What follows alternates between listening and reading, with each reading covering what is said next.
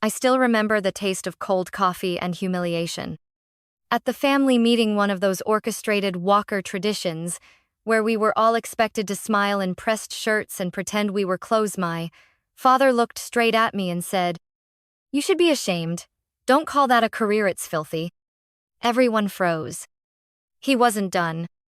"And if you can't find something respectable to do with your life, then get out of my house." I looked around the room, hoping anyone would speak up. My mother avoided my gaze. My sister Amanda smirked. No one stopped me as I stood, picked up my camera bag, and walked out of the home I grew up in. That was 5 months ago. Yesterday, my phone rang. It was my father again. Only this time, he wasn't calling to insult me. He was calling to ask for $100,000. To save Amanda. Growing up, I was the kid with grass-stained jeans and a second-hand Polaroid in my hand.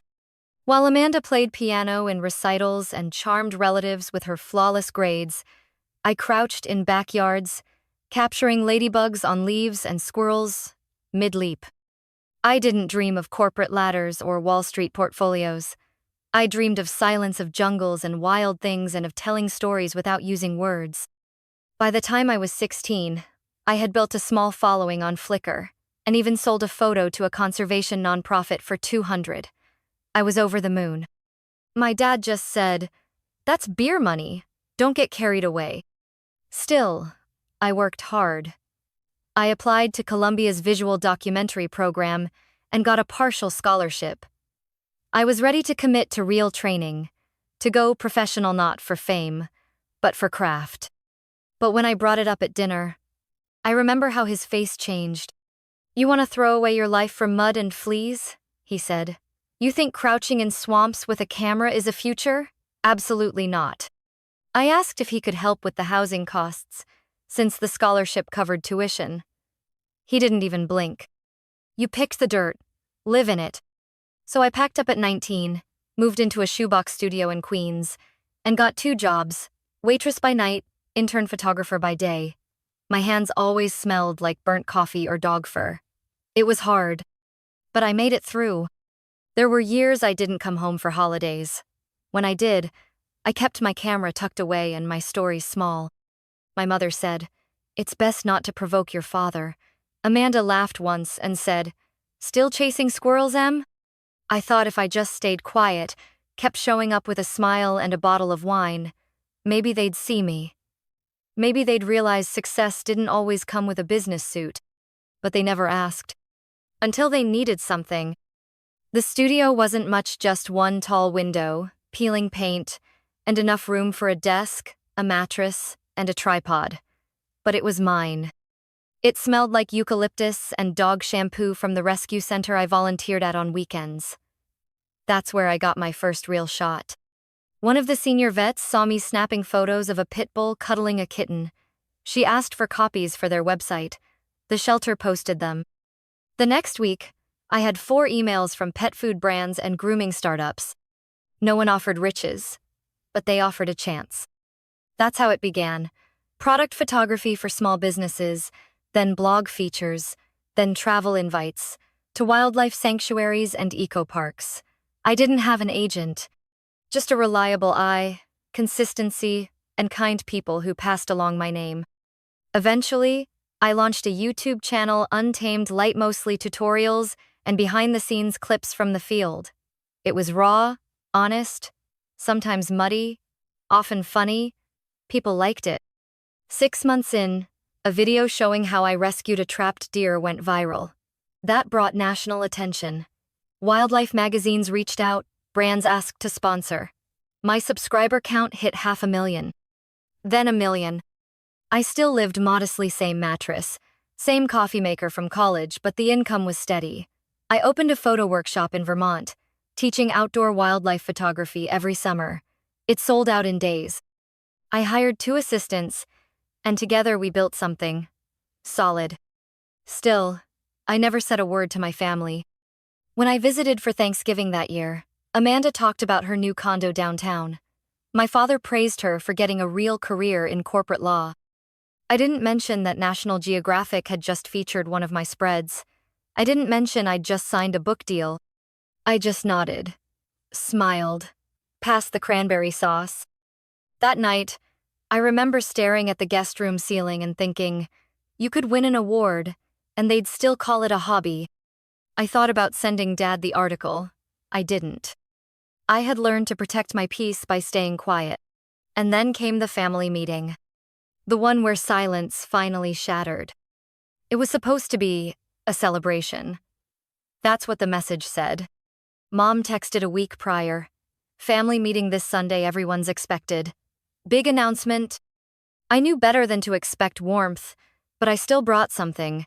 A framed photo I had taken in Tanzania lioness mid-leap, catching the last light of day in her amber eyes. I thought maybe, just maybe, it would be enough to start a different kind of conversation. I was wrong. The house looked the same. Symmetrical hedges, white pillars, cold. Amanda was already there, her nails freshly done, sipping something pink in a tall glass. She wore that casual superiority, like perfume subtle but choking. Dad stood by the fireplace, swirling whiskey in his glass like he was conducting a business pitch. Mom adjusted the cheese board with surgical precision. I felt like an intruder in a home I once knew. Then it began. Everyone, let's gather in the living room, Dad said, voice booming. I sat near the edge of the couch, my photo still wrapped in brown paper on my lap. Amanda looked smug. Mom was already teary-eyed and I didn't yet know why. Dad cleared his throat, then grinned. We're proud to announce that Amanda will be launching her own real estate development firm, he said. And to support this next chapter, we'll be transferring a substantial investment from the family account into her new venture. Everyone clapped. Except me. I looked around. No one even glanced in my direction. I raised my hand slightly, like a kid in school. Dad narrowed his eyes. Yes, Emily? I took a breath. Does this include any support for me? His smile vanished. You? He scoffed. Emily, you've chosen your path. Dirt, bugs, barking dogs. That's not a business. That's a hobby at best, filthy at worst. The room fell still. He stood taller. I've told you before, if you want to make a life out of crawling in the mud, don't expect this family to finance it. I stared at him, stunned. The silence vibrated in my ears. Then I saw Amanda smirk. I reached down, unwrapped the frame, and held it out. This photo is being featured in next month's National Geographic. I thought you might want to put it in your office. He didn't take it. Didn't even look. Take that out of my house, he said coldly. And while you're at it, pack your things. I want you gone tonight. I blinked. Are you serious? Deadly. My mother said nothing. Amanda sipped her drink. I didn't cry. I didn't scream. I just stood, walked upstairs, and gathered the few things I had left in that house. Before I left, I placed the lioness photo on the entryway table and walked out. Again. But this time, it was final. The train ride back to Vermont was silent, except for the soft rhythm of steel on steel and the occasional ping of a message I didn't open. I sat by the window with my knees pulled close, forehead leaning against the glass. I didn't cry, not because it didn't hurt, but because it hurt in a way that went beyond tears. The kind of pain that feels like resignation, like confirmation of something you've known for years but prayed wasn't true. When I unlocked my apartment, the first thing I did was drop my bag and head straight for the dark room. I turned off the lights, turned on the red, and stood in silence. Inside that tiny space that always smelled like vinegar and dust, I felt safe. I printed a photo I'd been putting off for weeks, an owl in flight, sharp wings against blurred trees. It dried on the line, like truth slowly surfacing. The next day, I went back to work. The fall workshop was in full swing, and I had 6 students in puffy coats standing knee-deep in forest dew by 6 a.m., trying to catch the light through yellow maple leaves. We laughed, we huddled for warmth, we waited for birds that never came. It was simple, it was honest, it was mine. At night, I edited photos, uploaded tutorials, replied to comments, and answered sponsorship emails I'd once only dreamed of. One company even offered me a branded camera line. I never mentioned it to my family. For weeks, I heard nothing from them. No, sorry, no, are you okay? Not even a passive-aggressive voicemail from my mother. I started to sleep better. One night, I stood in my kitchen with a glass of wine, watching the first snow fall quietly over the backyard. I remember whispering, more to myself than to the dark, "This piece, it's expensive, but it's worth every penny." Then I turned off my phone. I needed distance not just from the house I left, but from the parts of me that still sought permission to belong to it. That winter, Untamed Light passed 1 million subscribers. I didn't celebrate, but I did order myself a cake, chocolate ganache, just because. I ate it alone and smiled between bites. Because for once, I wasn't waiting for anyone else to clap. It came on a Tuesday. I had just finished filming a segment on winter wildlife tracking and was pouring hot cider into a chipped mug when my phone buzzed. Dad. His name on the screen stopped my breath for a moment. I let it ring until it almost ended. Then, against my better judgment, I picked up. "Emily?" he said. No hello, no warmth. His voice was thinner than usual, controlled, but trembling at the edges. "Yes?" There was a pause, just breathing. Then, "We need your help." I leaned against the counter. "I figured. It's your sister, Amanda. She's in trouble." "Of course. She started a business venture, real estate flips. Her partner bailed, and now she's stuck with 3 properties, 2 lawsuits, and a loan payment due by the end of the month. $100,000. The silence between us widened like a chasm. "She's going to lose everything," he added. "And the family's name, our reputation." I let the words sit. Finally, I asked, "Why are you telling me this?" He exhaled, like he had rehearsed the answer.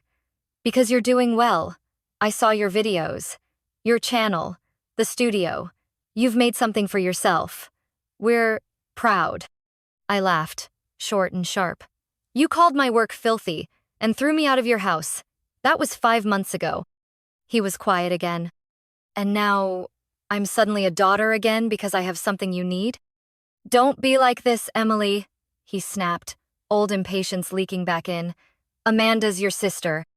"And I'm your daughter," I shot back. "But that didn't matter when you humiliated me in front of the entire family, when you told me to leave with nothing."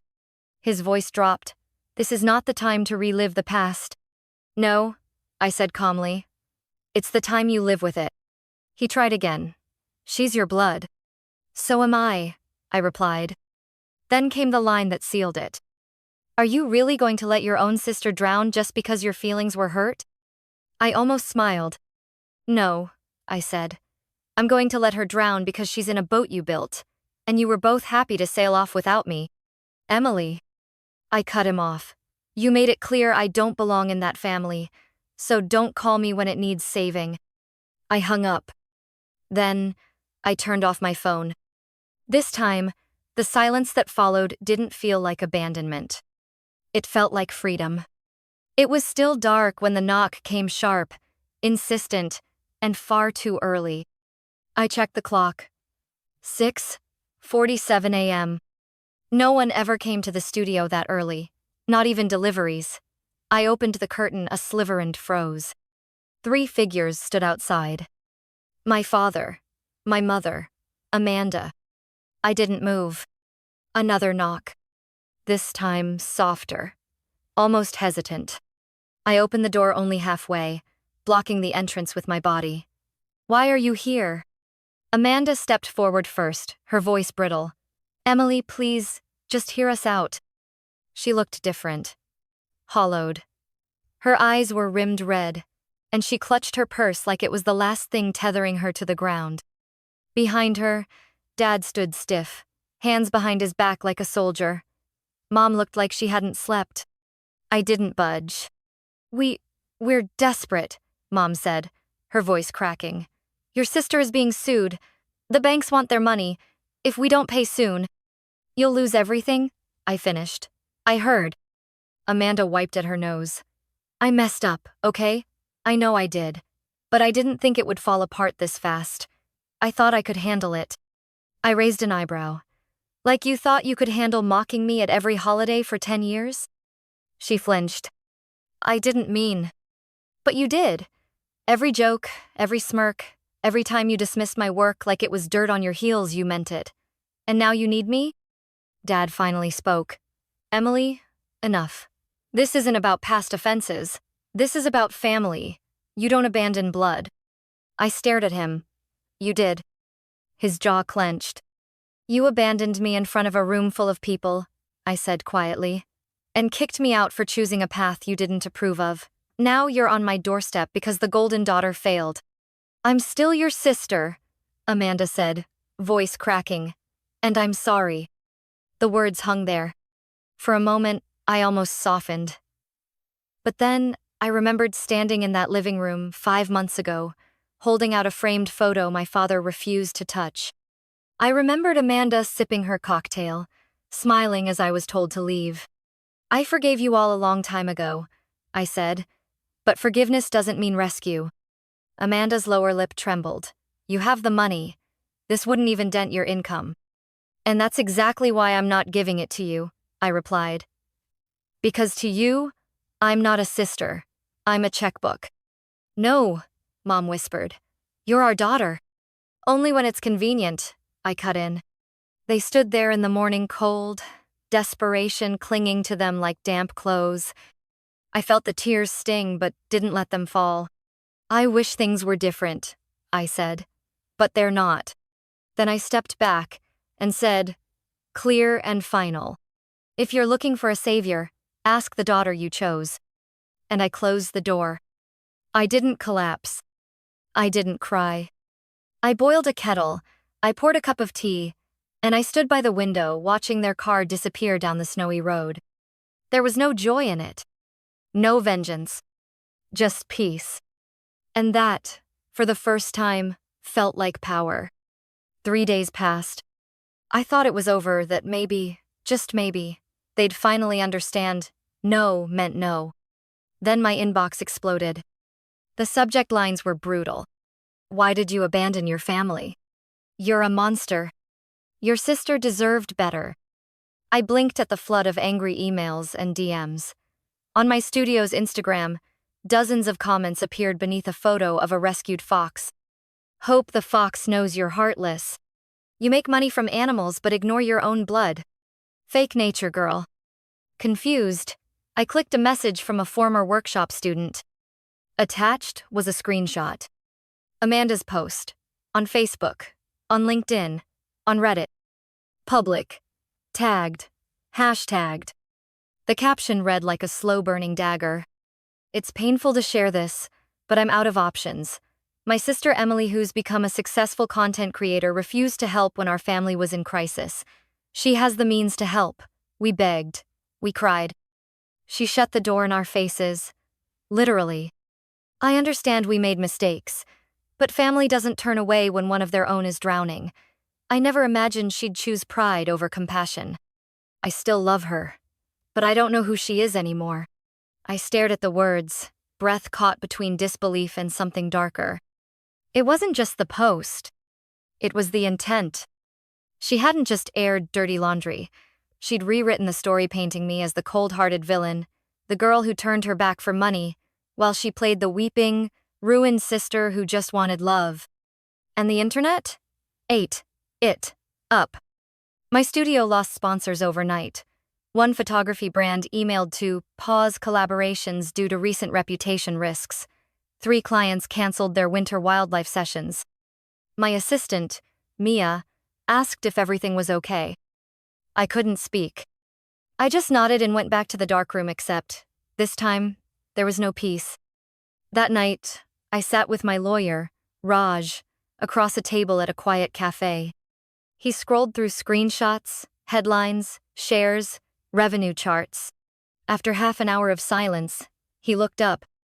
Emily, this is defamation. Flat out. Measurable business loss. Emotional distress. Reputational damage. I said nothing. I'm not saying you have to go to court, but you have every legal right to. I pressed my palms against the table. She's my sister. He leaned in. She was, until she made you a target to save herself. I looked away. Outside, snow was beginning to fall.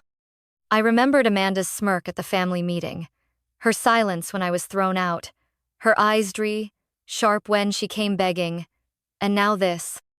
It wasn't just betrayal. It was calculated. She wanted me to pay one way or another. I inhaled slowly and looked Raj in the eye. Draft the lawsuit. He didn't smile, just nodded. We'll file on Monday. The hearing took place 6 weeks later. The courtroom wasn't dramatic like on TV, no shouting, no gasps.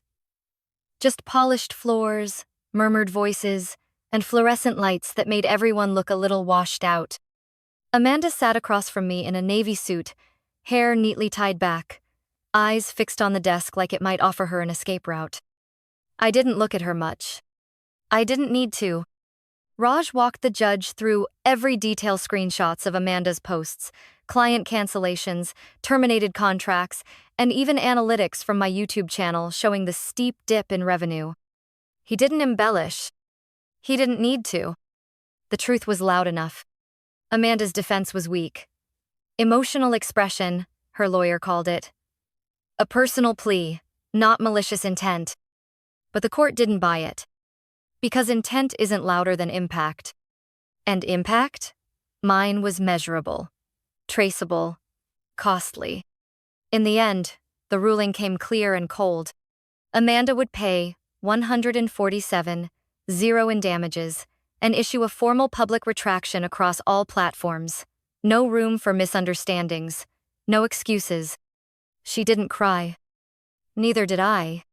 Outside, as people filtered from the building, I paused on the steps. Raj asked if I wanted a statement prepared. I shook my head. No need, I said. The silence will speak louder. That night, I didn't celebrate. Instead, I walked the forest trail behind my studio alone, snow crunching under my boots, breath rising in clouds. There was no vindication in my chest. No fire. No thrill. Just something clean, like air after a storm. The next morning, I received a letter. Not an email, not a text. A real letter, handwritten. It was from my mother. I wish things had gone differently. I don't know how to fix this. Your father is still furious. Amanda has moved back in with us. There's silence in every room. I want to believe there's still something left of this family to save. But I know it's not your job to do that anymore. I read it twice, then placed it in a drawer. Not out of anger, but out of peace. They drew the line first when they kicked me out. I just learned how to keep it. Some of you might think I'm cruel, that I should have let it go, that I should have picked up the phone, showed up, bailed them out. But here's what I've learned. Family is not a license to abuse. Love is not proof of weakness. And boundaries are not revenge. They are survival. They are reclamation. They are peace. So if you've ever been told your worth only shows when you're needed, if you've ever been seen only as a resource, not as a person, let me be the one to tell you, you are not a bad daughter for saying no. You are not a villain for choosing peace over pain. You're just done bleeding for people who only show up when they smell money. And sometimes, that's the most loving thing you can do. For yourself.